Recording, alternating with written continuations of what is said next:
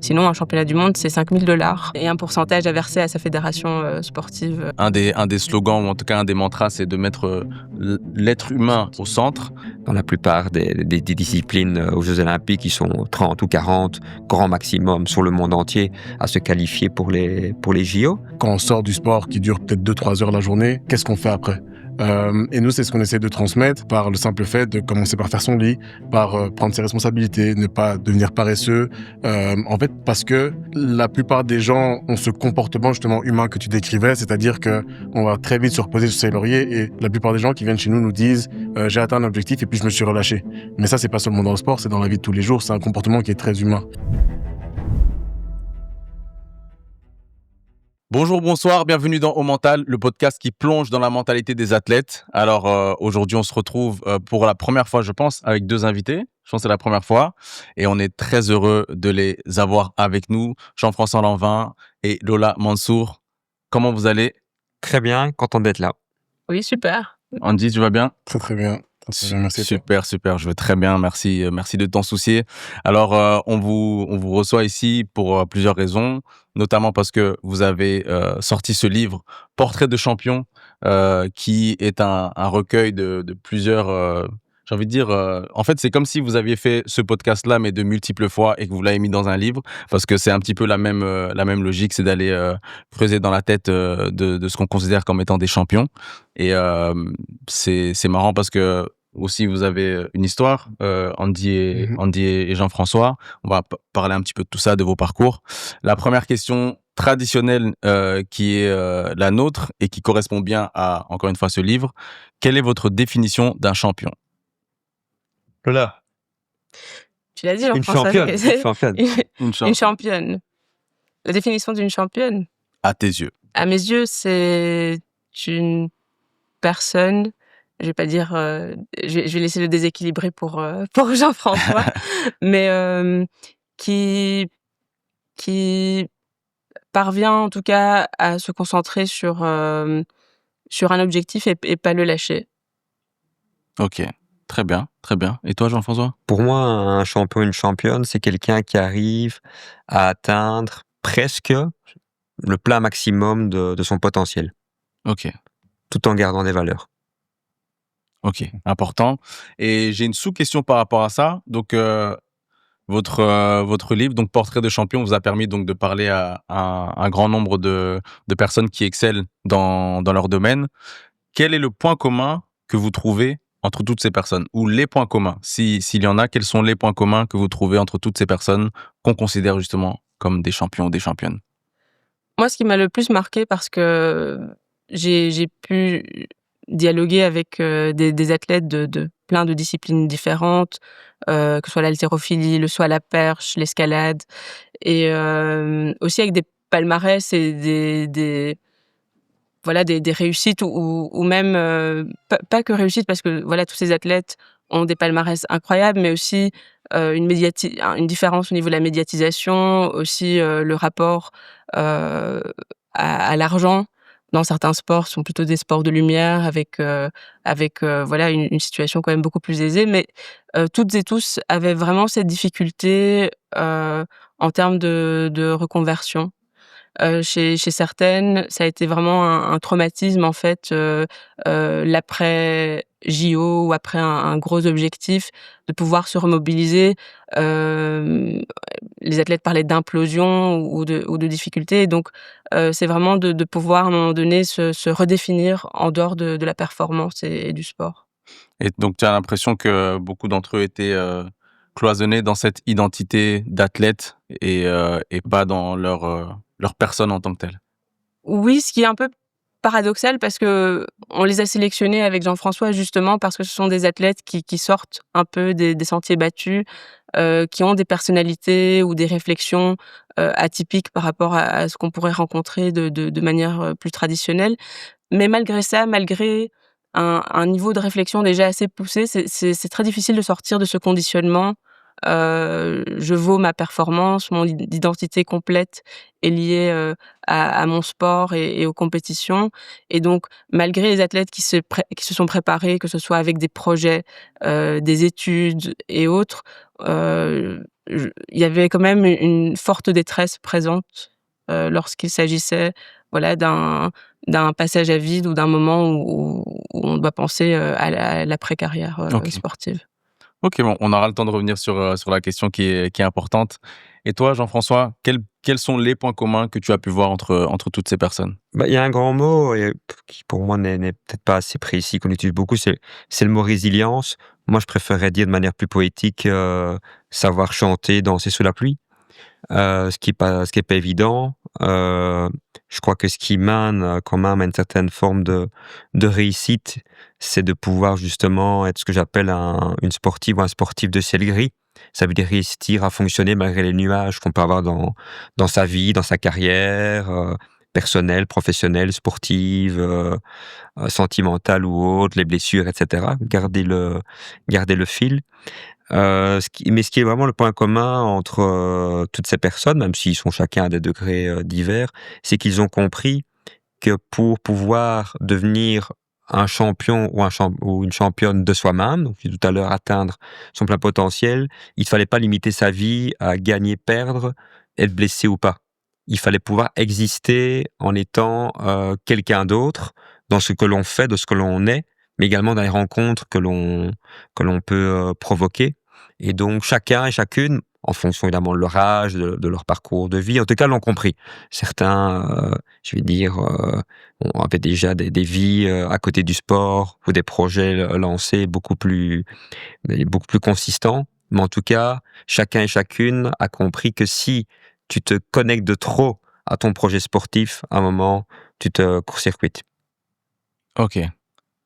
Il y a plusieurs choses sur lesquelles je veux rebondir, mais il y a une formule intéressante que tu as utilisée, c'est être un sportif ou une sportive de ciel gris. Et je veux me tourner vers toi, du coup, parce que tu as, si je me trompe pas, tu as, eu la médaille d'or aux jeux JO de la jeunesse, Oui, c'est ça? c'était les premiers Jeux olympiques, des jeunes. OK, donc c'est une grande réussite qui, a, allez, qui ouvre la porte à une très grande carrière et tu as pu commencer cette grande carrière et puis tu as, subi, tu es passé par la case blessure, qui justement a eu un impact sur, la suite de ta carrière, sur le fait que, je pense que c'est les JO de Rio que tu as de Paris que tu as raté à cause d'une blessure? Il y a eu beaucoup de blessures Mmh. forcément au judo. On sait qu'on est, que au cours d'une carrière, il y aura quand même, de nombreux mois de blessures. Mais la plus pénible en tout cas et la plus compliquée à gérer a été, une commotion cérébrale suite à une chute, puisqu'à ce moment-là, ça a pas été pris en charge correctement et en plus c'est une blessure invisible, comparé je veux dire, 2 ans auparavant, je m'étais, déboîté l'épaule en Mongolie. Là, c'était très mécanique, il fallait une opération, puis, une période de revalidation de kiné. C'était visible, il y avait des images et là, ça a été très, très différent au niveau de la gestion, très perturbant et là, ça a mis un arrêt net parce qu'il a fallu 1 an rien que pour trouver, un accompagnement adéquat, et donc 1 an, c'est très long, où je stagne, je régresse, je tente, je me sentais vraiment comme un cobaye en fait, avec qui on essayait plein de méthodes mais qui fonctionnaient pas et qui avaient des conséquences, assez graves parce que c'est la tête et donc même aller, prendre, un thé avec, un ami devenait compliqué à cause des stimulations, extérieures et donc après 1 an, là, j'ai enfin, intégré un programme de revalidation avec, la faculté des sciences de la motricité. C'est à cette période-là aussi que j'ai rencontré, Jean-François dans un autre contexte un peu plus drôle. Hem, mais hem, mais voilà et là, il a fallu encore, 1 an pour revenir sur les tatamis et facilement, 6-7 mois pour, reprendre, une première compétition. À quel point ça t'a redéfini? Tu vois, on parle de tous ces athlètes qui, se perçoivent uniquement comme des athlètes et qui ont, pas la «pleine conscience» entre guillemets de leur identité en dehors du sport. Déjà, est-ce que c'était ton cas? Est-ce que tu étais un petit peu, enfermé là-dedans aussi? Et est-ce que c'est cette période-là qui t'a redéfini un petit peu? Oui, ça a été, déjà le fait de pouvoir prendre du recul par rapport au milieu sportif, parce que là, il a fallu un recul assez extrême, que je n'ai pas eu durant d'autres blessures. C'était même, des semaines, au lit dans le noir, et c ça a été beaucoup d'isolement. Alors, je le recommande quand même pas. Mais, à côté de ça, ce recul a aussi, nourri énormément de réflexions par rapport à mon milieu sportif, aux conditions, dans lesquelles sont les athlètes, à quel point on pousse au nom du dépassement de soi, parfois à de fortes, violences qu'on s'inflige, et que la ligne est parfois, heu, pas si évidente entre, heu, performer à n'importe quel prix et dépasser ses limites de manière plus saine, Mmh. et plus efficace, surtout sur le long terme. Aussi par rapport au sexisme dans le milieu. Donc là, ça a été aussi un gros bouleversement, parce qu'il y a un moment où je pensais plus pouvoir que je pourrais plus, remonter sur un tatami, et donc il y a eu aussi des moments où je me suis dit: «Tiens, quels sont mes regrets? Qu'est-ce que j'ai le plus apprécié?» Donc, finalement, c'était pas lié à des performances ou à des médailles. C'était Mes regrets étaient liés à des moments où j'ai pas réagi quand j'ai été témoin, de comportements inadmissibles, sur le tatami, de remarques sexistes, de discrimination, où je me suis pas positionnée de manière plus ferme et plus assertive. Et puis, les moments, qui me manquaient le plus, c'était, certains entraînements, stages, pouvoir vraiment avoir cette sensation de oui, d'être, à mon meilleur niveau, mais aussi les rencontres que j'ai faites à travers le judo. Puis c'est une période où j'ai pu aussi me poser, faire des rencontres et m'intéresser à plein de sujets, écrire aussi. Donc, en effet, je pense que, indirectement, la crise que connaissent beaucoup d'athlètes juste après une carrière, je l'ai vécue à travers cette blessure, et ça m'a aidée par la suite, parce que quand je suis revenue, j'avais un projet qui était de revenir au sport de haut niveau.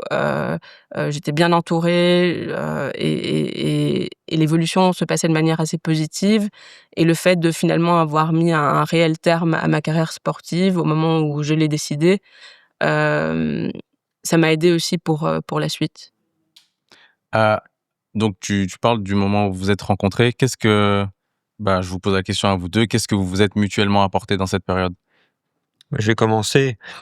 Lola est une des premières, sportives, hors football avec laquelle donc Lola est une des premières sportives hors football avec laquelle j'ai pu travailler. Et en plus, cette spécificité de l'accompagner, totalement en dehors du terrain, sportif, vu qu'elle était, blessée et limite, à quelques exceptions près lors de son comeback. Je l'ai à peine connue comme sportive de haut niveau. En tout cas, je l'ai même pas connue comme sportive professionnelle, sous statut professionnel. Donc c'était hyper intéressant, pour moi d'être encore plus dans l'ombre, parce que quand tu viens du football, à la fois tout le monde est dans l'ombre, mais tout le monde est dans la lumière quand même. Parce que le football, par sa diversité, le fait qu'il y ait des milliers de clubs, des milliers de possibilités de réussite à sa manière, fait que la frontière entre je suis footballeur, je ne le suis pas, elle n'est pas claire. Dans les autres sports, tu as par catégorie, par discipline, un ou une sportif par sport. Donc une fois que tu tombes du bateau, tu ne peux plus dire que tu es sportif de haut niveau. Donc ça m'a vraiment fait prendre conscience de beaucoup de choses, et définitivement grâce à Lola, qui était déjà, militante, engagée bien avant, sa période de blessure, qui était déjà d'ailleurs, même, en partie, écrivaine, également avant tout cela. Bah, j'ai compris à quel point la consistance à côté du sport était l'outil principal, pour rester, une femme debout.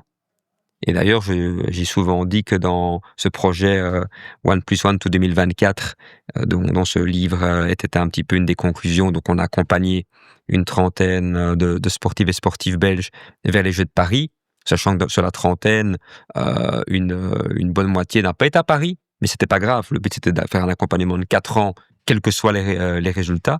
Et Lola, pour moi, est une des plus belles réussites, alors qu'à aucun moment, à peu de choses près, elle n'a été ou elle n'était en course pour les Jeux de Paris, mais le fait de pouvoir l'accompagner à construire son retour en tant que femme avant tout, et une femme debout, fait que pour moi, c'est une des plus belles histoires que j'ai rencontrées dans le sport. Et je t'ai apporté aussi la féminisation des mots. Oh oui, ça c'est sûr. Maintenant, il parle de sportive. Il m'est presque impossible, grâce à Lola, grâce à Lola, de ne pas à chaque fois doubler champion, championne, sportif. Bah, c'est important, hein, c'est très important.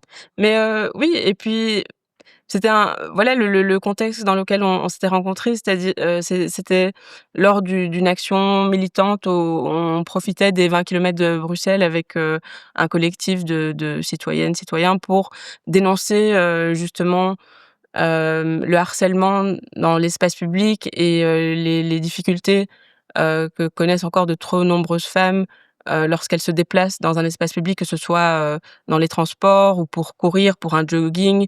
Beaucoup de joggeuses courent en club aussi pour des questions de sécurité, pas uniquement pour la motivation. Et donc on cherchait un moyen d'infiltrer les 20 kilomètres de Bruxelles sans les courir, et pour être visible avec des t-shirts et une longue banderole avec le slogan Run for fun, not for safety.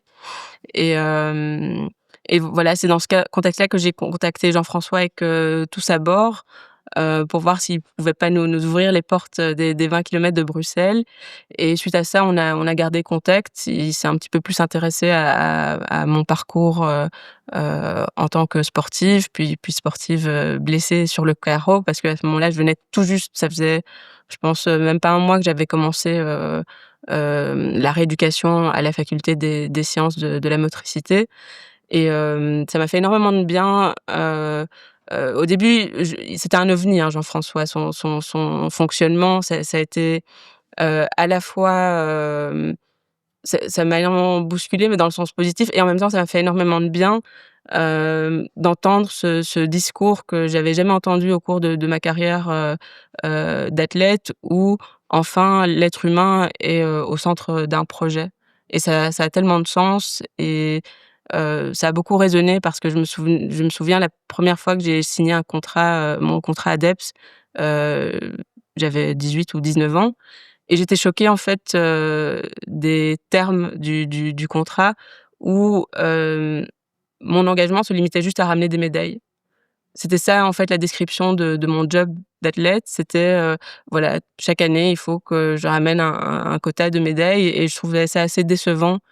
Finalement, lorsqu'on a des contrats quand même, voilà, avec des fonds publics, avec les institutions sportives, qu'on n'utilise pas plus le pourcentage visible d'athlètes professionnels et de haut niveau pour nous embarquer dans des projets, faire le tour des clubs, des écoles, pouvoir inspirer d'autres personnes.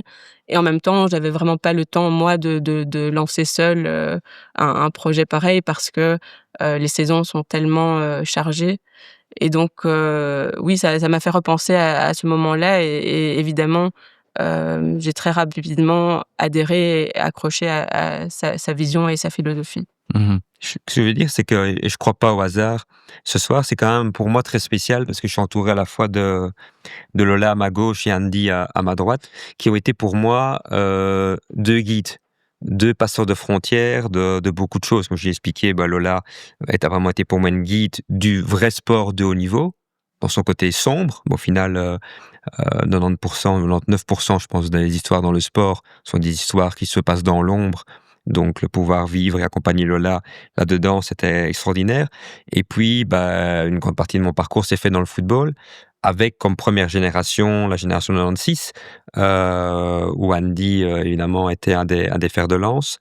Et c'était la première génération de jeunes en formation qui basculaient dans vraiment ce qu'on peut appeler aujourd'hui le foot business, à une époque où moi, je connaissais pas du tout ces réalités, et j'ai envie de dire même mon employeur, le Sporting d'Anderlecht, découvrait également, en tout cas n'avait aucun recul sur les conséquences que ça avait déjà d'embourgeoiser des gamins, de leur donner des contrats, de les retirer de l'école, enfin en tout cas de les voir avant tout comme des futurs footballeurs en herbe. Et donc, et Wandy aurait été pour moi très symbolique, c'est que il aurait été, et d'ailleurs sa reconversion le prouve aujourd'hui, comme le parcours parcours de Lola. Dans les 96, ou à peu de choses près, malheureusement, ils se sont tous pris le mur. En tout cas, aucun n'aura atteint le niveau à la fois qu'on espérait pour eux ou que eux-mêmes ou leur entourage les envisageaient. Andy, pendant longtemps, a été aussi un ovni, vu que lui et sa famille accordaient une importance extrêmement grande à la scolarité. Dans le fameux projet Purple Talent qu'on avait lancé avec Jean Kindermans, où justement le but, par facilité logistique, était de mettre la plupart de nos joueurs dans des écoles partenaires pour pouvoir les détacher quand on voulait pour les entraînements et les matchs. Andy a pris plus de temps pour joindre le projet parce qu'il fallait rester dans une école, j'ai envie de dire, plus consistante, ou en tout cas garder une scission entre le Andy footballeur espoir du football belge, mais aussi le Andy jeune étudiant pour qui le parcours scolaire allait être important.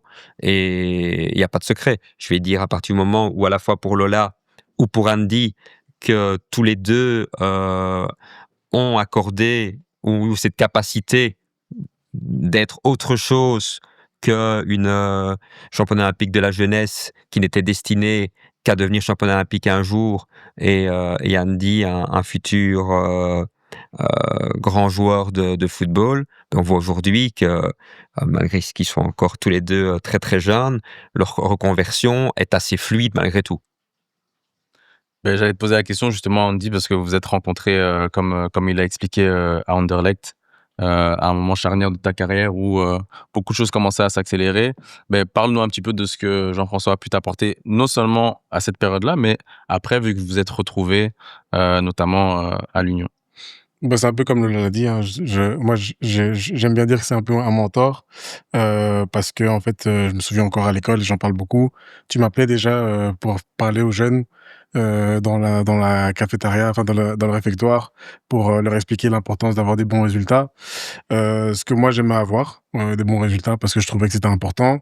Et ici, c'est surtout dans l'importance justement de se développer ailleurs que dans le sport, dans le football. Ici, moi, je t'avoue que la psychologie et le développement humain, c'est dans les discussions qu'on a eues, et ça, je lui ai toujours dit, dans les discussions qu'on a eues, quand on était à deux, quand les moments qu'on passait à deux, ou les discours que j'entendais qu'il transmettait aux autres, où je me suis dit, c'est vrai que tout ce qui est psychologie, tout ce qui est croissance humaine, c'est quand même important, et ça m'a beaucoup intéressé, et c'est ça qui m'a apporté. Et puis surtout, le côté deviens quelqu'un et délie ton identité de ton sport. Parce qu'en fait, ici, tu sais, c'est toujours facile d'entendre des discours et des proverbes, notamment celui qui dit, ben, c'est des épreuves et des expériences qui te forgent. Et en fait, on y croit seulement quand on l'a vécu. Et moi, encore, j'étais bloqué dans ce truc de 96 où, tu sais, je suis en Ligue nationale, il y a la lumière, il y a truc, à 18 ans, Ligue des champions, etc. Et c'est au moment où je me retrouve sans club, je pense en 2018, que je me rends compte qu'en fait, effectivement, maintenant, j'y crois. Maintenant que j'ai une épreuve qui est très dure à vivre, c'est maintenant que je me définis. J'ai compris bien après, hein, pas en 2018, mais quand j'y pense, je me dis, OK, j'avais un enfant qui allait naître, et qu'est-ce que j'ai fait à ce moment-là? Ben, c'est ce moment-là où j'ai lu peut-être le livre qui m'a changé la vie, L'Alchimiste, et je me suis rendu compte qu'en fait, cette période-là, cette épreuve, a forgé l'identité que j'ai aujourd'hui, a forgé en fait tout ce que je peux transmettre aujourd'hui aux autres, et je me suis retrouvé dans tous les mots qu'il a cités, et encore aujourd'hui, dans tout ce qu'il raconte, je me retrouve, parce qu'en fait, c'est un accompagnement qui dure depuis maintenant peut-être 10 ans, un peu plus, qui a pas toujours été direct, parce que ben à un moment j'étais en Espagne, etc. Mais via parce qu'il a travaillé avec d'autres joueurs qui me racontaient un peu leur expérience avec lui, je me retrouvais beaucoup dans les conseils. Et ici, on a accueilli Sambi, je sais pas si je t'avais dit. Et quand on l'a vu, la première chose qu'il m'a dit, donc Sambi Lokonga, il m'a dit, ben, c'est bizarre parce que j'ai toujours su que tu allais faire ça après ta carrière, parce que quand tu me donnais des conseils à l'époque, c'était déjà différent des autres. Sauf que les conseils que je donnais, c'est ceux que je recevais aussi de Jean-François. Ouais. Donc en vrai, c'était de la transmission, et parce que j'étais convaincu par ce qu'il disait, parce que c'était vraiment la conviction pure. Et c'est un peu ça qui m'a apporté. Aujourd'hui, ben, c'est pour ça que je suis sur ces traces, et que ben, dans le livre qu'il m'a offert, il a écrit qu'il croyait beaucoup en moi pour cette transmission. Et tu sais, souvent les gens ils te disent, je crois beaucoup en toi pour réussir une carrière. Lui, c'est je crois beaucoup en toi pour devenir un bel être humain, et je trouve que c'est encore plus beau que devenir un beau sportif, tu vois. Donc voilà. Oui, Ouais. puis beaucoup d'athlètes, il y a cette métaphore en judo, tomber 7 fois, se relever 8, mais parfois certaines chutes dans beaucoup de carrières sont vraiment trop lourde et Jean-François, c'est cette main tendue, en fait. On a besoin d'une main tendue pour pouvoir se relever et avancer et c'est ce qu'il apporte, c'est ce qui m'a apporté à moi personnellement. Je lui en serai vraiment éternellement reconnaissante, à ce niveau-là, mais je l'ai vu aussi, voilà, le faire pour tellement d'autres athlètes. C'est pas toujours facile, hein. On va pas se mentir, parfois il est terre à terre, il a des il tranche. Tu sais, je donne un exemple, on est entre nous et c'était qui la dernière fois qu'on a vu? Je pense on avait revu, un ancien joueur avec lequel j'ai joué et tu sais, souvent quand on le voit, on dit: «Ah, ton match Arsenal» et lui, il aime bien piquer en disant: «C'est aussi ça qui a marqué la fin de sa carrière». Tu vois? Mais tu vois, de manière, rigolote, mais en vrai, quand il y a un sens derrière, tu vois? C'est que, j'ai une personnalité, je pense qu'il l'a très bien compris. J'étais pas très à l'aise avec la lumière, j'étais peut-être trop équilibré pour le sport de haut niveau, comme il dit dans son déséquilibre qu'il faut avoir et en fait, c'est vrai que je jouais à 18 ans en Ligue des Champions, alors que j'étais conditionné à être très carré, très poli, tu vois, organisé, dans une famille qui n'aimait pas beaucoup la lumière, très gentil, et cetera. Peut-être qu'à ce moment-là, ben, ça a aussi marqué pour moi le début d'un engrenage de plein de choses que je n'arrivais pas à gérer, qui a fait qu'au final, j'ai pas pu faire la carrière que je voulais. Mais en même temps, tu te dis, ben, ce match-là m'a amené vers des épreuves qui, au final, m'ont forgé, qui fait qu'aujourd'hui, je suis avec vous pour Qu'est-ce qui pouvoir s'est transmettre passé ça. dans ce match? En fait, à 18 ans, je joue en Ligue des Champions, mon premier match, enfin presque mon premier match en professionnel contre Arsenal. Et c'est ma première apparition, je fais un assist et on fait 3-3 alors qu'on perdait 3-0. Et du coup, ben, je suis un peu... En gros, il a sauvé le match, pour ouais, D'accord. voilà, résumer. je montre un peu mes qualités, OK. mais... Et tu sais, pour Dans moi, un c'était... contexte tellement grand que Oui, c'est oui, une oui. grosse lumière tout de suite, quoi. Ouais, et en fait, on revient, on prend le train, on revient et t'as 10-15 journalistes autour de moi et je suis, honnêtement, maintenant je me rends compte, je suis un peu perdu. Je reviens à l'école et je suis vu différemment, encore plus tard que ce que je n'étais déjà parce que je jouais en Anderlecht et parce qu'être un RP à ce moment-là, c'était un statut social plus que juste être un footballeur. Et tu te rends compte, et je le sais maintenant que à cette époque, ni moi ni ma famille n'étions prêts à vivre cela.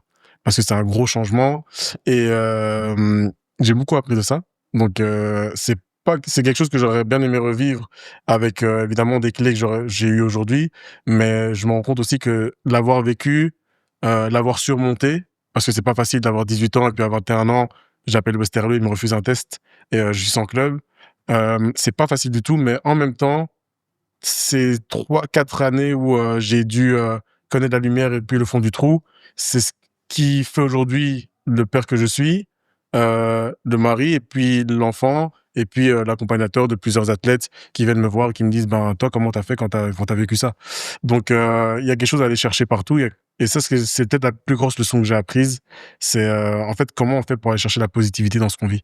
Et les Et, sensations, tu as pu les retrouver? Les sensations de pouvoir faire une assist, déterminante, en fait lors de je suis les sensations que j'ai Et tu peux ressenti ouais, dans ma carrière ou en dehors? en dehors de ta carrière. En ouais, fait, après. et c'est ce que je t'avais dit, hein, le jour où j'ai joué en Espagne en division 3, heu et je dis toujours que j'ai eu 2 carrières. Une avant et après l'Espagne parce qu'au moment où j'ai eu mon enfant, on revient du coup sur, le fait d'avoir, une vie et être consistant en dehors.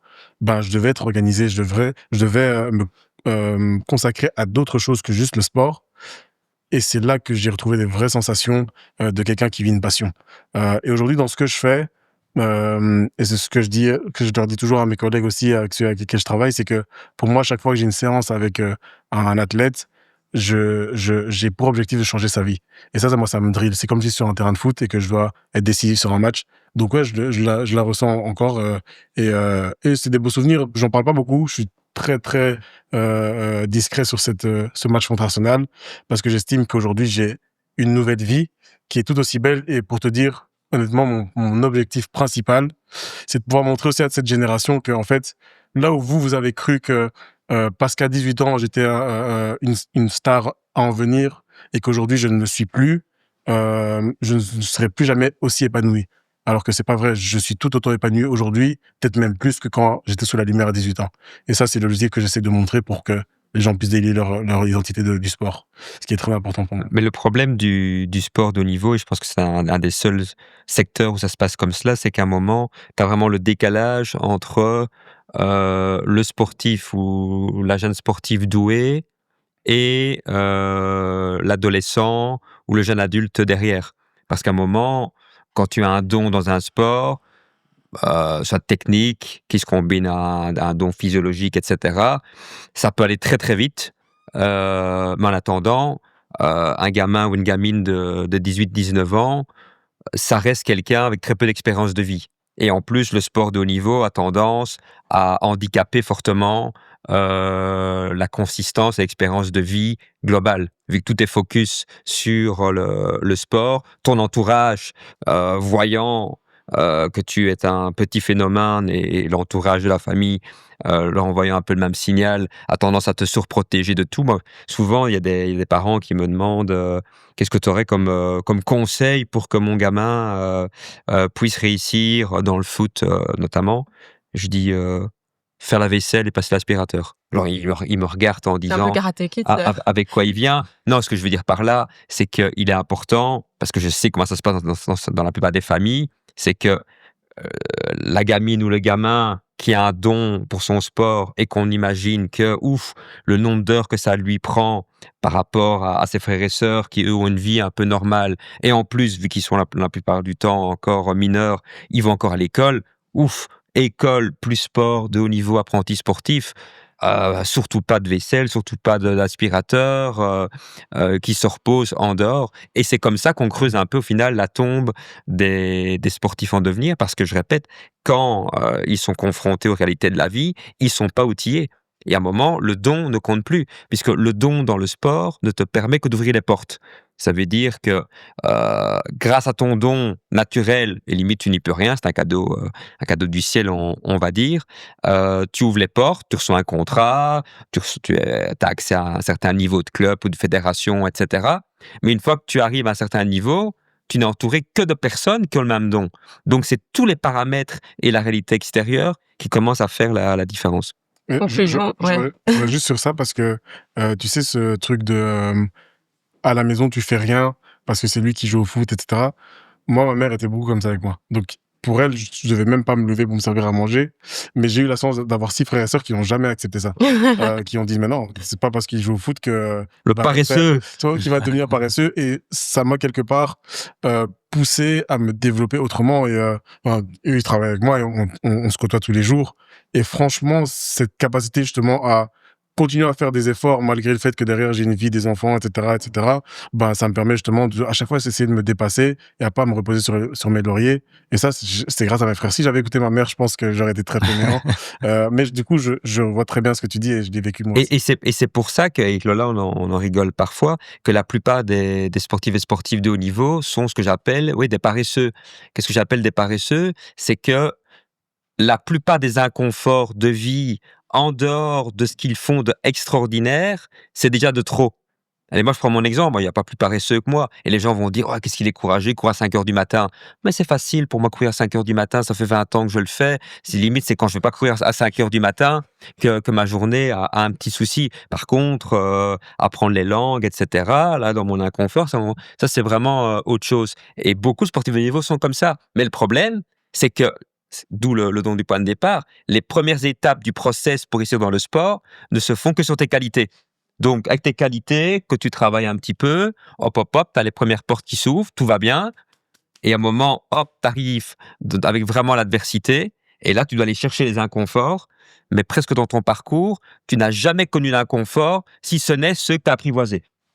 De fait, tu prends une judokate, Lola, oui, une judokate, comme elle l'a dit, c'est quand t'es pas blessé, c'est que tu vas l'être. Donc on pourrait dire, quel courage à chaque fois de gérer un ligament croisé, de gérer une luxation de l'épaule, etc. Mais c'est des douleurs au final. C'est le to be or not to be du judo, tu vois. Ils sont maîtrisés à la fin. Hein. Mais je voulais parler, en fait, c'est symbolique parce que tu es au milieu de deux personnes qui sont dans deux sports très différents. Non, un sport et le football. C'est ça que j'allais dire, c'est que le football masculin. Ouais, okay. Tu es très très dur avec le football, mais là on parlait de la lumière, de la célébrité, etc. Et dans le judo, Lola, la première conversation qu'on a eue pour la préparation de cette émission, tu nous avais dit que toi, dans ton parcours sportif, tu n'avais jamais vraiment songé à l'argent. Ça, c'est pas quelque chose qui te venait à l'esprit parce que, ben voilà, c'était pas, déjà, c'est pas un sport comme le football où, bon, à part Teddy Riner ou deux, trois autres, on peut brasser des millions. Mais toi, c'était pas du tout quelque chose qui te venait à l'esprit. On a l'habitude ici plutôt de parler avec des personnes du milieu du football. Euh, c'est quoi la réalité d'un sport où la perspective de sortir de la misère ou d'amasser des millions n'existe pas vraiment et où c'est purement pour la performance ou euh, Pour la passion, pour la vraiment, passion qu'on le fait. il faut être passionné, peut-être un peu maso, mais oui, en effet, je pense que c'est la réalité, de la majorité des athlètes, sous contrat à la Fédération Wallonie-Bruxelles. C'est pour, hem, suivre sa passion, ses propres objectifs, hem et il y a pas vraiment de dimension, financière. Bon après, il y a quand même des décalages entre les sports. Je pense que forcément, l'athlétisme est déjà un peu mieux loti au niveau de la visibilité, que d'autres, mais ça reste quand même, des des sports où tous les athlètes, par exemple, sont conscients qu'il faut, prévoir autre chose, que ce soit, un diplôme ou, hem des perspectives en dehors de la carrière sportive, qu'on ne peut pas se reposer uniquement sur ce qu'on gagne. Moi, à l'époque, peut-être que ça a un peu changé avec l'indexation, mais c'était 1 500 € par mois, un contrat, à temps plein d'athlète, de haut niveau et donc ça c'est tout juste pour pouvoir avoir un loyer, une vie quotidienne, mais ça s'arrête là. Mettre de côté, c'est pas possible non plus. Et donc ça demande énormément d'investissement, de soi, et c'est vrai qu'il y a jamais eu vraiment cette dimension-là. Alors oui, il y a des prize money quand même, au judo. Je crois que pour, la compétition en dehors des les jeux olympiques, j'ai pas de mémoire, je pense que c'est 50 000 € une médaille d'or. Bah, encore faut-il être, championne olympique et c'est tous les 4 ans. Sinon, un championnat du monde, c'est 5 000 et voilà. Donc quand tu es champion ou championne du monde, c'est un chèque de 5 000 C'est pas Brut. oui et un pourcentage à verser à sa fédération, sportive, aussi 20. Mais donc ça n'a jamais fait partie vraiment des calculs. Après, il y a des nuances quand même en France. Tu as mentionné, Teddy Riner, mais c'est vrai que il y a déjà certains clubs français qui sont professionnels. En Belgique, on n'a pas de club de judo professionnel, donc même à plus petite échelle, sans que ce soit des sommes, mirobolantes, il est quand même possible d'avoir un petit revenu. Mais c'est vrai que je me souviens dans ma classe, il y avait un footballeur, qui était pas de très haut niveau, mais qui, lors d'un match un week-end, pouvait gagner, 300-400 € à 15-16 ans et c'est vrai que c'était assez drôle de voir le décalage, moi j'étais en équipe nationale, je faisais déjà des compétitions internationales, championnat d'Europe, championnat du monde, dans les catégories jeunes et c'était un bouquet de fleurs et une médaille et voilà et donc Et ce que Lola dit c'est est intéressant, et c'est pour ça que même si bah, j'aime bien charrier le football et les footballeurs, je n'idéalise pas non plus les autres sports parce que limite quand tu entends cela que déjà un ou une par discipline, donc t'imagines l'entonnoir que c'est pour espérer être l'élu ou l'élu à la fin d'un parcours de formation et de post-formation qui est terrible.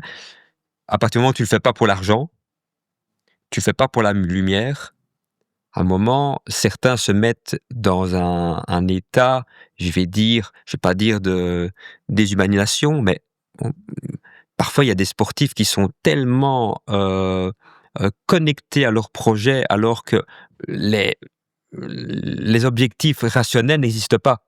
Leur limite dans le football, et c'est là que parfois moi-même, c'est un peu schizophrénique mon boulot, je vais dire, je reproche à des footballeurs, enfin je reproche ou je les mets en garde de ne pas s'embourgeoiser en disant de f l'idéal c'est le sport de haut niveau, tu as la bave et c'est ce qui te permet d'aller dans l'inconfort et de repousser les limites. Mais limite, s'embourgeoiser, c'est naturel, c'est tout à fait normal. Je répète, pas pour aller au top et cetera, mais un être humain qui commence à avoir un peu plus de confort et qui baisse un peu la garde, c'est un comportement humain. Donc limite, ce que les footballeurs vivent et parfois se tirent une balle dans le pied par l'embourgeoisement qu'ils reçoivent, je vais dire, c'est normal. C'est parfois plus anormal de se dire: «Mais comment c'est possible que ces jeunes hommes et ces jeunes femmes, de 17, 18, 20, 25 ans, pour 1 500 balles par mois et pour aucune reconnaissance, font tant de sacrifices?» Et là, parfois, tu as une robotisation qui est terrible, d'où l'importance, comme dans ce livre et du travail que l'on fait tous, d'un moment leur dire: «OK, c'est très bien de vouloir aller à Los Angeles ou à Paris, mais tu dois aussi exister et être autre chose que ça». Et tu as cité un mot qui est intéressant dans votre conversation, c'est le mot normal. Et je rejoins la conversation que vous avez eue juste avant qu'on lance vraiment l'émission sur le déséquilibre. Est-ce que, de ce que je comprends, il faut être anormal pour pouvoir exceller au haut niveau dans Et le c'est sport? ça qui est complètement, allez, fou et dans un boulot d'accompagnement et Lola commence aussi à sa manière en faire, c'est que le sport de haut niveau, c'est reprocher du matin au soir à des personnes d'être ou de faire des choses normales. Mais en même temps, ils ont une ambition qui n'est pas normale. Quand quelqu'un te dit: «Je veux devenir un grand footballeur» ou «Je veux devenir, la seule judokate en Belgique qui pourra un jour gagner 1 500 balles par mois», c'est des ambitions qui sont tout à fait anormales. Donc on est obligé, si on veut respecter leur projet, de leur reprocher du matin au soir tous des comportements et des attitudes qui sont tout à fait logiques. Et c'est pour ça. Et c'est pour ça aussi que moi, même parfois dans mon job, je remets même beaucoup en question, c'est de dire: «OK, est-ce que c'est normal de vouloir un moment, ne pas aller s'entraîner, de vouloir un moment profiter de la vie et cetera?» Évidemment que c'est normal. Mais pour quelqu'un qui est sur un chemin qui est celui normalement de la haute performance, tu dois presque, entretenir ou le provoquer vers le déséquilibre ou comme je disais tout à l'heure, il doit être capable si tu le trouves si, tu as un troupeau de 50 personnes, ben s'il y en a 49 qui vont d'un côté, tu dois dire: «Non, ton chemin, c'est d'aller de l'autre côté». Donc c'est très, très compliqué. Je vais reprendre sans citer de nom bien sûr, l'exemple dont vous parliez tout à l'heure. Donc, vous parlez d'une altercation qu'il y a eu entre 2 coéquipiers, dans un entraînement de football, où il y a eu des échanges d'insultes et où, l'un des joueurs a réagi de manière, très violente, débile comme tu as pu le dire. Et c'est un comportement qui a été, hem récompensé par son coach, parce que selon son coach, c'était, je pense, hein, allez, l'expression de l'animalité dont il a besoin sur le terrain. Et vous aviez un désaccord par rapport à ça. Je vais peut-être te donner la parole, Lola, par rapport à ça. Donc, par rapport à ce déséquilibre, est-ce que toi, tu considères qu'il y a ce besoin de déséquilibre aussi pour exceller au haut niveau? Si oui, quelle est ta manière de le voir qui diffère du coup de ce que Jean-François et Andy ont pu dire tout à l'heure? Oui, je rejoins Jean-François à propos de la question du déséquilibre, typiquement et je pense que ça doit se passer encore plus en sport d'équipe, mais même, dans un sport individuel comme le judo, à un moment donné, il y a quand même une équipe nationale, il faut suivre une certaine, direction, rentrer dans une certaine case, que la fédération a décidée, parfois sans consulter les personnes de manière individuelle ou sans adapter, par rapport aux différentes, personnalités. En fait, il faut s'aligner selon un modèle qui est unique, qui d'après eux est celui qui fonctionne. Et donc c'est compliqué parce qu'en même temps, d'un côté, on nous demande d'être des moutons parfois et d'un autre, on nous demande de sortir du lot et d'avoir un peu ce décalage. Moi, j'ai un tempérament plutôt calme, force tranquille, mais je suis loin d'être une soumise et et donc ça a pu être aussi un frein parfois, à ma carrière sportive parce que, je faisais, partie un peu des électrons libres, qui ne suivaient pas toujours tout au pas, mais voilà, ben, il y a des moments où il faut quand même se plier, suivre, parce qu'il y a cette pression liée au contrat, liée, aussi à notre rêve vu que, moi ce que je faisais c'était par passion, mais en même temps c'était aussi mon gagne-pain et donc lorsqu'il y avait un bras de fer forcément, le côté opposé était beaucoup plus solide. Après, là où j'étais pas d'accord par rapport à la situation que tu as décrite, au foot, c'est que, ça rappelle vraiment et je le retrouve aussi, dans le sport, surtout du côté masculin. Voilà, ces preuves de virilité, ce bizutage, heu, qui, n'est absolument pas enfin, qui n'élève personne, heu, vers le haut. Alors oui, on peut se démarquer par ces déséquilibres en étant un peu dingue, en faisant, par exemple un positionnement militant, qui sort du lot ou aller, par exemple, Hella Van de Cave qui a été une des grandes judokates, heu, bah, eh bien elle allait faire du kayak, elle allait faire, de l'escalade, elle sortait un petit peu, elle allait tenter plein d'autres sports où elle disait que c'était utile par rapport au judo ou avoir voilà un rythme de vie qui n'est pas forcément équilibré. Je pense aussi à j'ai beaucoup suivi la coupe d'Europe de foot cet été. Vous froncez les sourcils, mais c'était les femmes.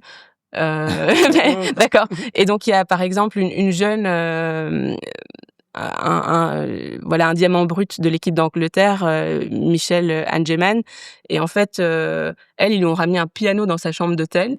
Souvent, la coach la faisait rentrer dans les 10 dernières minutes et en quart de finale, en demi, elle marque 2 buts décisifs. Et vraiment elle arrive, c'est vraiment une tornade dans la zone, d'attaque, et donc à 2 reprises, du haut de ses 18 ou 19 ans, elle marque un but décisif et puis, on voyait qu'elle avait un caractère un peu, hors du commun et donc ils expliquaient qu'elle, voilà, tous les jours, elle avait besoin de faire son piano dans sa chambre d'hôtel et donc moi je le conçois plus dans ce sens-là mais Et c'est pour ça que c'est ouais. difficile, là, quand tu accompagnes des sportifs ou sportifs de haut niveau, que ce soit notamment vous avec Haut Mental, c'est tu accompagnes qui, comment et pourquoi? Tu accompagnes, déjà au point de départ, vu qu'on est un peu identifié comme ça, ils viennent vers nous en tant que sportives et sportifs. C'est: «Ah OK, j'ai envie de progresser, j'ai entendu que blabla, est-ce que tu peux m'aider?»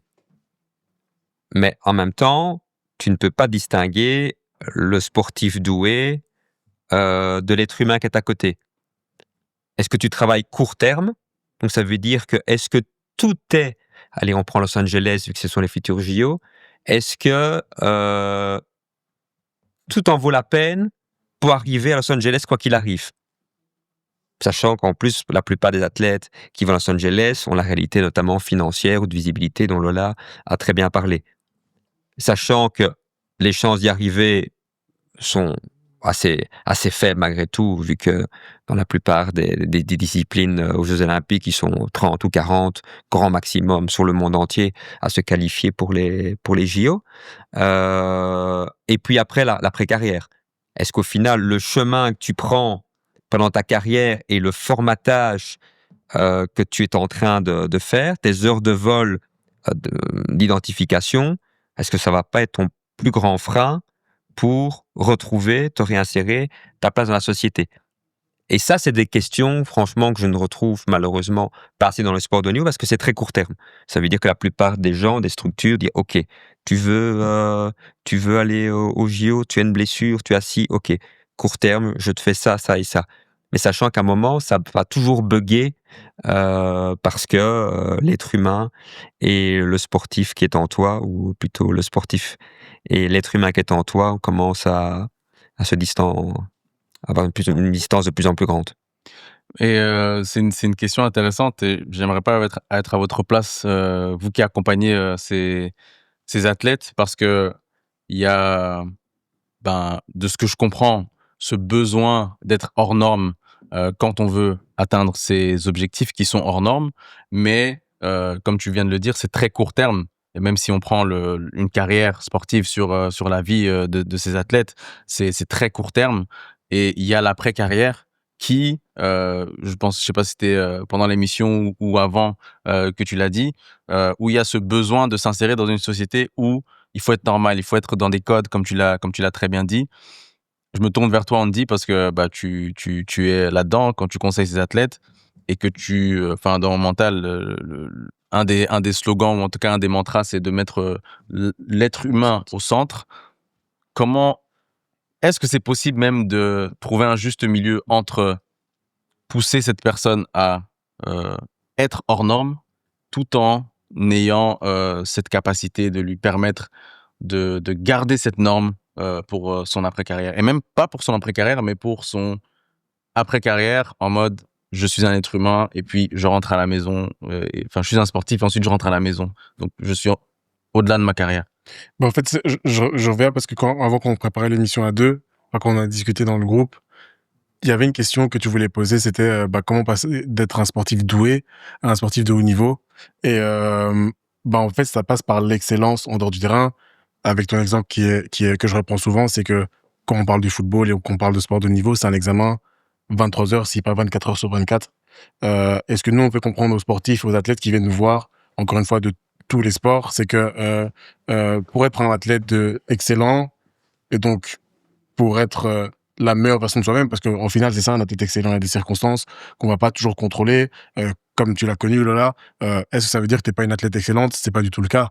Maintenant, c'est comment être sa meilleure version de soi-même, et ça passe par être un excellent athlète, un excellent être humain en dehors du sport. C'est-à-dire, comme tu le disais, quand on sort du sport qui dure peut-être 2-3 heures la journée, qu'est-ce qu'on fait après? Et nous, c'est ce qu'on essaie de transmettre par le simple fait de commencer par faire son lit, par prendre ses responsabilités, ne pas devenir paresseux. En fait, parce que la plupart des gens ont ce comportement justement humain que tu décrivais, c'est-à-dire que on va très vite se reposer sur ses lauriers, et la plupart des gens qui viennent chez nous nous disent j'ai atteint un objectif et puis je me suis relâché. Mais ça, c'est pas seulement dans le sport, c'est dans la vie de tous les jours, c'est un comportement qui est très humain. Et normal. Et normal. Si on arrive à aller au-delà de ça dans le sport même en dehors du sport, je pense qu'il y a justement la capacité à s'adapter à un autre milieu que dans son sport, et donc ça veut dire se réinsérer de manière crescendo petit à petit après le sport, et on essaie de combattre aussi cette peur. Souvent les athlètes ont peur justement de connaître l'inconnu, c'est-à-dire que quand tu fais du football par exemple depuis 5 ans, mais tu sais, même dans ta famille, il y a des gens qui viennent te voir, on te considère comme un footballeur, au final tu embrasses cette identité. À la fin du football, tu deviens quoi en fait? Et à quel point tu arrives à surpasser cette peur de faire autre chose et de découvrir une autre lumière que celle que le football t'a apportée.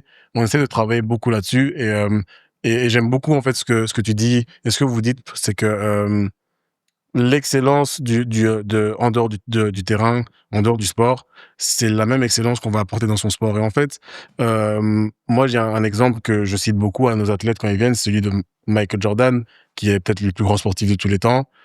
Et quand on écoute les gens parler de lui, ils disent souvent, peu importe ce qu'il aurait fait dans sa vie, il aurait été numéro 1.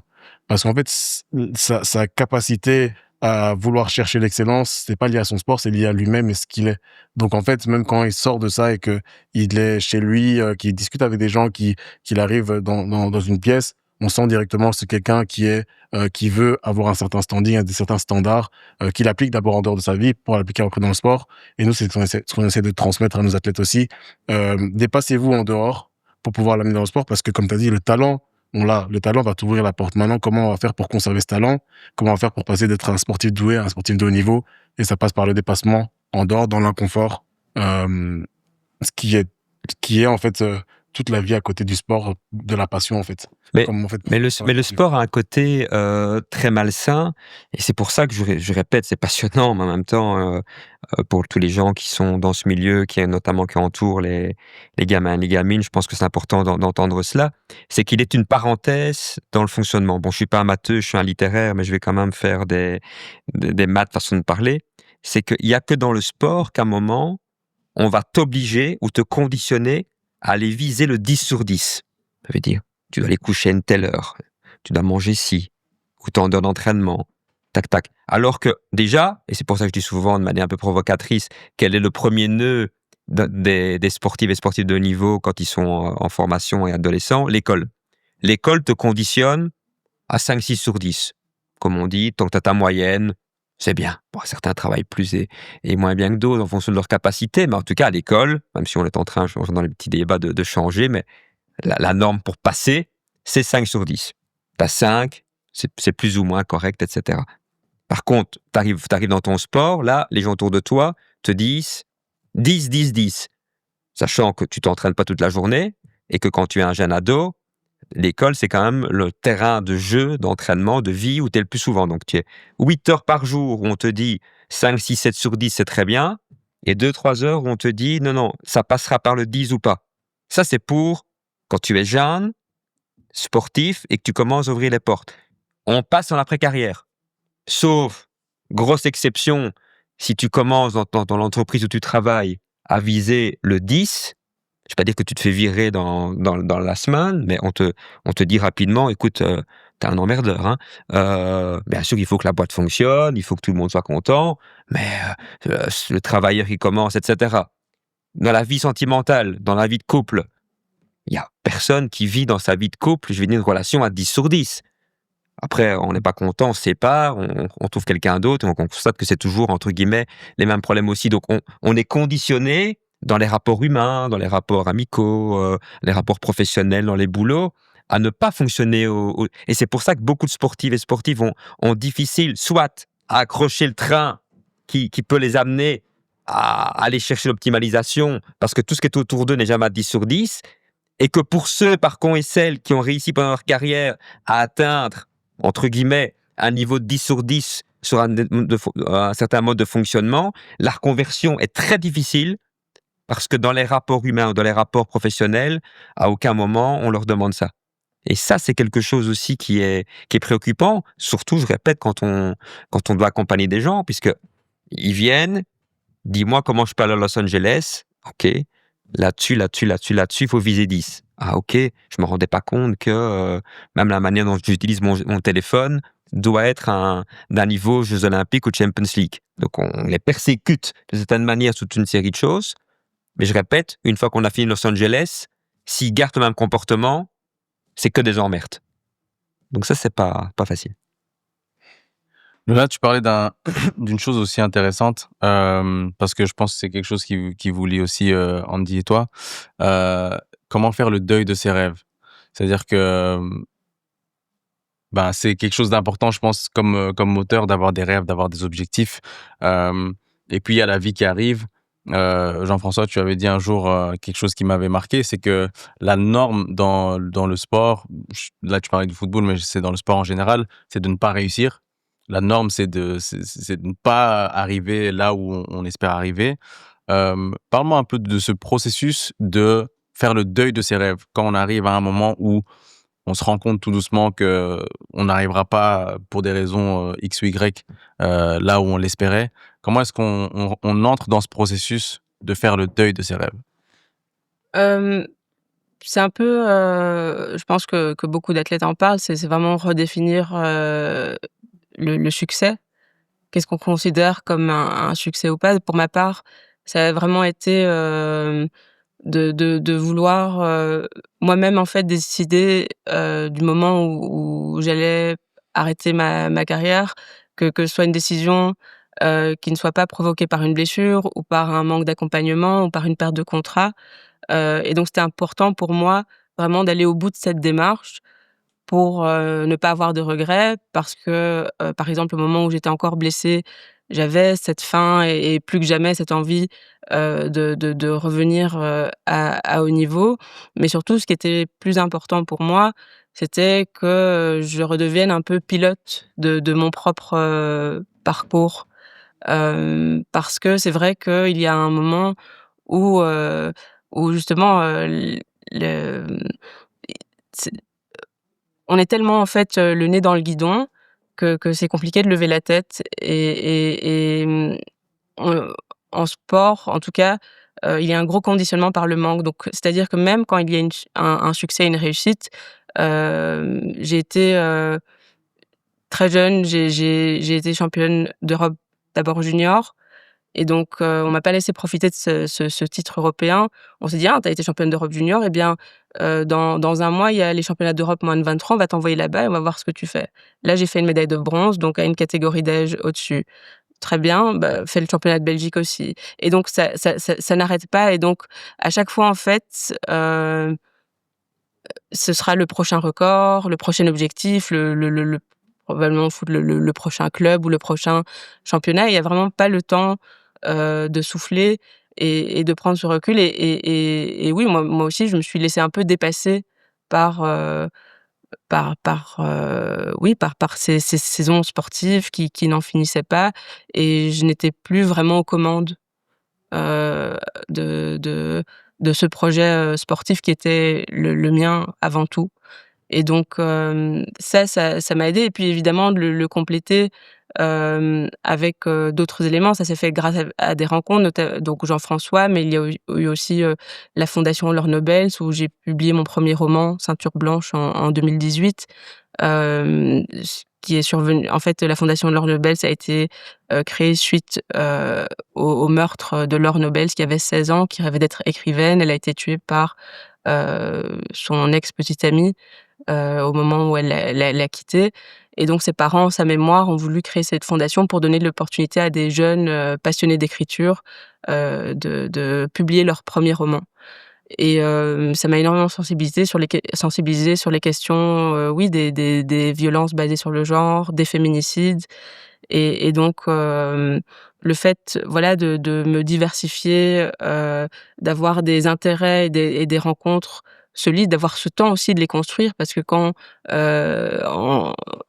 en une année, je suis partie plus de 200 jours à l'étranger, c'est difficile aussi de s'installer dans d'autres intérêts et donc c'est un peu un mélange de tout ça qui permet en fait, de faire le deuil, oui, de peut-être une compétition sportive et à la fin d'une carrière, mais disons que c'est beaucoup plus fluide parce que je sais où je vais, hem, c'est moi en fait qui prend les décisions et quand bien même, lorsque ça a été une déception pour moi de pas pouvoir, refaire des compétitions internationales, pour au moins, concourir pour les qualifications de Paris.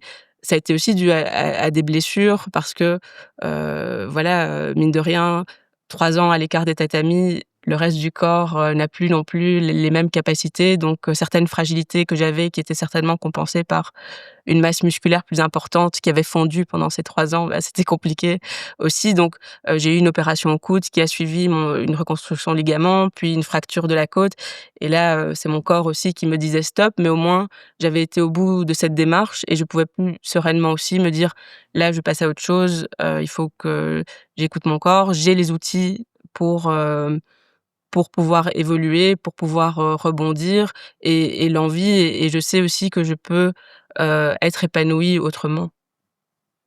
Toi, dis ton te tu en as déjà parlé, hein, de ce processus-là, mais je voulais rebondir sur, une chose que Lola a dit, c'est, le fait de redéfinir la victoire et si je me trompe pas, après ton retour, de ta blessure au dos, tu avais défini un nouvel objectif.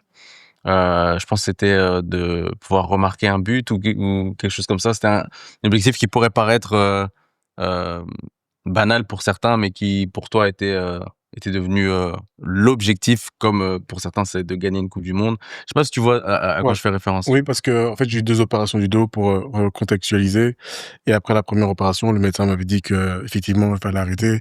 Là où moi, j'étais pas d'accord et que j'ai décidé de continuer à me battre et c'est pas nécessairement que je m'attachais à ma carrière de footballeur parce que à ce moment-là, j'avais déjà commencé des études en psychologie et je savais déjà ce que je voulais faire après. On avait déjà même commencé le projet au mental ensemble.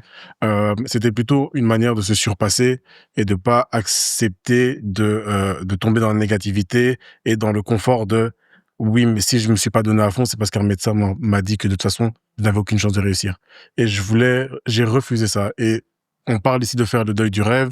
Moi ici, c'était de marquer un but pour me prouver à moi-même qu'en fait, mon comportement face à des épreuves qui pouvaient m'arriver, n'était pas conditionné par le fait de réussir ou non quelque chose, mais plutôt par qu'est-ce que j'ai envie de me prouver à moi-même et à quel point j'ai envie de montrer à mes enfants ou à ma famille que quand vous avez des combats à mener, vous pouvez en fait vous identifier à ce que moi j'ai traversé parce que ben j'ai perdu un peu ce que j'avais construit entre guillemets à leurs yeux et aux yeux des autres.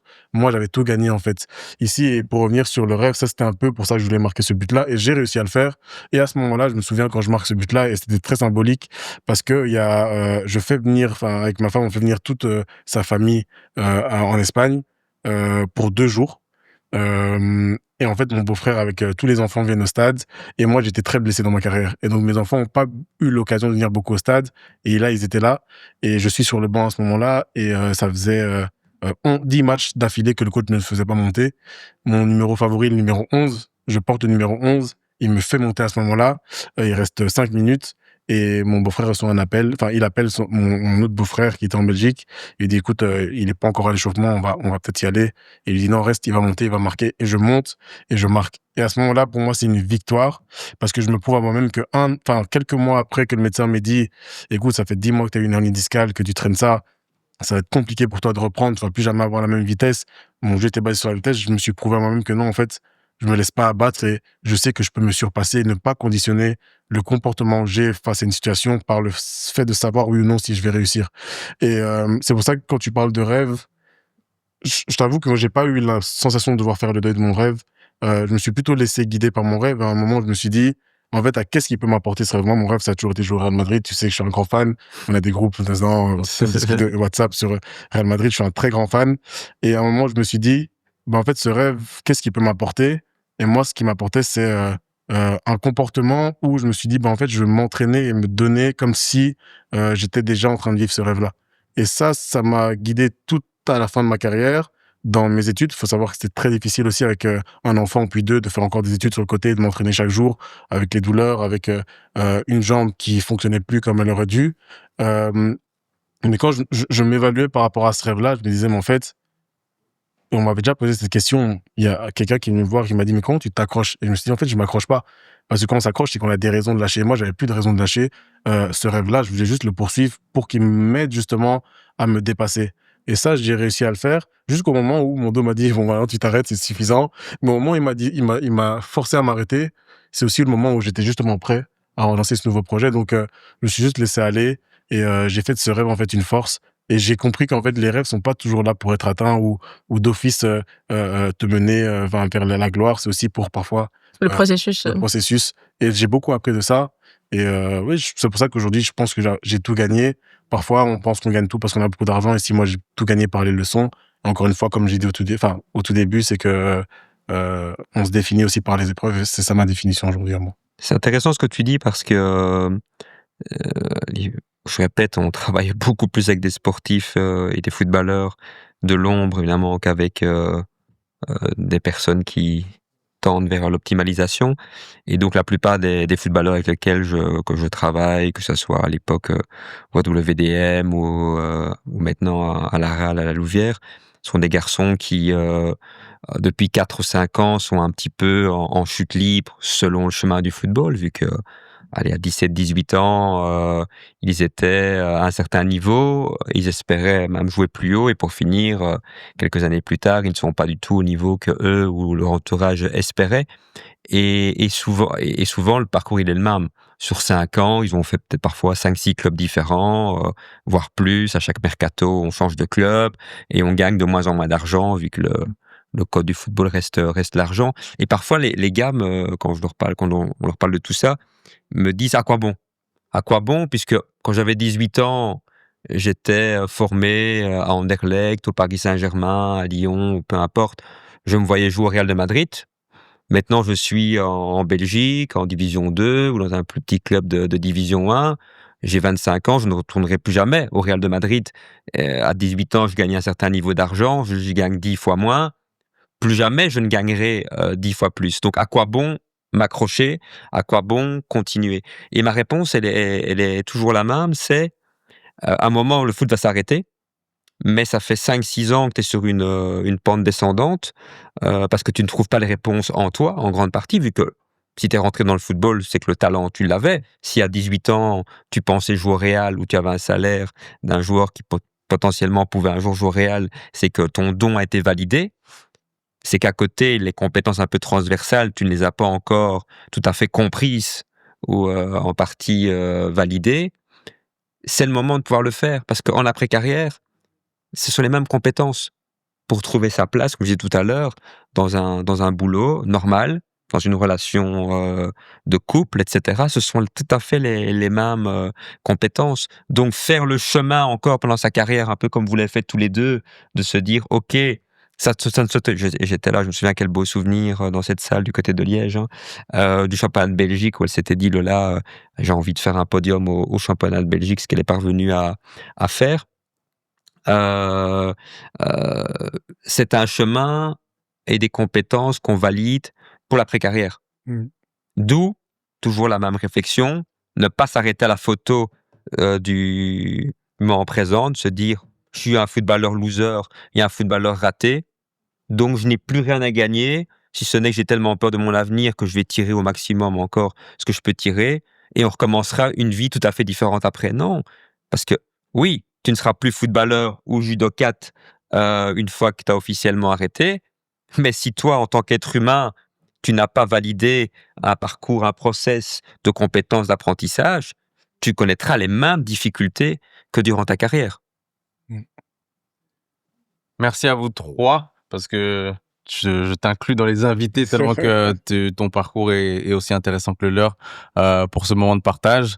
On rappelle que votre livre est toujours disponible et que c'est un condensé d'histoires qui sont tout aussi passionnantes les unes que les autres. Merci à vous de nous avoir suivis jusqu'au bout. On se dit à bientôt pour des prochains épisodes où on a la même mission, c'est de construire des champions et des championnes. Merci. Merci Au revoir. beaucoup. Merci.